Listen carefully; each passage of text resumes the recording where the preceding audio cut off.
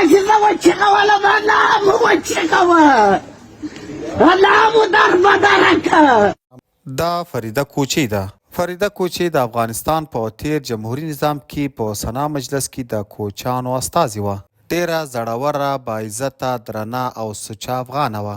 د فریدې کوچي د دغه ویډیو په لیدو مې زړه درد وکړ او د وطن ټولې هغه میندې رایادې شوې چې د مجبوریت پر اساس له وطن څخه تللي او مسافرې شوي دي.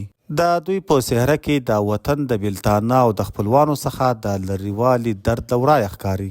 د داسې ښځو لپاره په پردي وطنونو خصوصا په اروپا کې ژوند ډیر ګران کار دی، خو د نوي ځوانانو او ماشومانو لپاره بیا ډیر ښه ژوند دی، ځکه ماشومان پرې پوهیږي نه او د سهولتونو او چانسونو څخه یې خوند اخلي. او په دغه هیوادونو کې د نوي ځوانانو لپاره فرصتونه موجود دي چې مؤثره ګټه ترې پورته کړي. په دغه هیوادونو کې ژوند کول د ډیر عمر ځوانانو لپاره ستونزمن کار دی، خو د ډیر عمر لرونکو لپاره بیا ډیر زیات ستونزمن او ناممکنه خبره ده چې د ډیر عمر خلک دي سمدستي په نوي هیوادونو کې له نوي ژبې، نوي هیواد او نوي کلتور سره ځان عیار کړي او د آرامۍ احساس دې وکړي. ځکه چې د فریدې کوچي په څیر د ډیر عمر ښځو او سړیو خپل ټول عمر په خپل هیواد، خپل ژبې او خپل کلتور کې تیر کړی، نو دا ډیره سخته او ناممکنه خبره ده چې په تیر عمر کې دي یوه ښځه یا سړی له خپل محیط څخه بل محیط ته انتقال شي او هلته دې د آرامتیا احساس وکړي. په خپل وطن کې واقعا انسان پاچا وي، په خپل وطن کې عزت وي، غرور وي، شان او شوکت وي،